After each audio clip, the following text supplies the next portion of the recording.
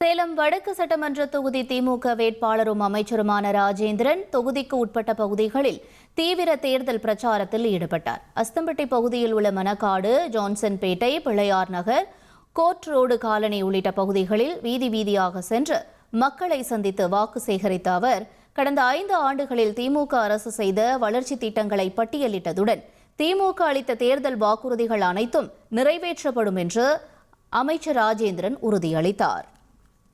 இல்லத்தரசிகளுக்கு கூப்பன்னு சொன்னாங்க. 8000 ரூபாய். உங்க பேர் என்ன? ரஞ்சிதா. ரஞ்சிதா. ஆமா. 8000 ரூபாய். எந்த கடையிலனாலும் அவர் கொடுக்குற கூப்பனை செல்லுபடியாகும். மிக்ஸி, ஃபேன், டிவி எது இருந்தாலும் பழசு இருந்தா கொடுத்துட்டு அதை டயத்துக்கு வாங்கிக்கலாம். பொருள் ஃப்ரிட்ஜ் வாங்கலாமா? எது வேணாலும் வாங்கலாம். இது நல்ல திட்டம் தானே? நல்ல திட்டம் தான். 1,27,00,000 மனங்களை வென்ற தந்தி டிவி யூடியூப் சேனல். தவிர்க்க முடியாத தம்ப்நெயில்ஸ், கலக்கலான கான்டென்ட்ஸ். நீங்களும் இந்த குடும்பத்தில் இணைய இப்பவே சப்ஸ்கிரைப் பண்ணுங்க.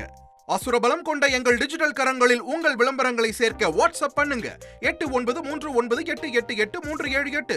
Email advtthanditv@dttv.in.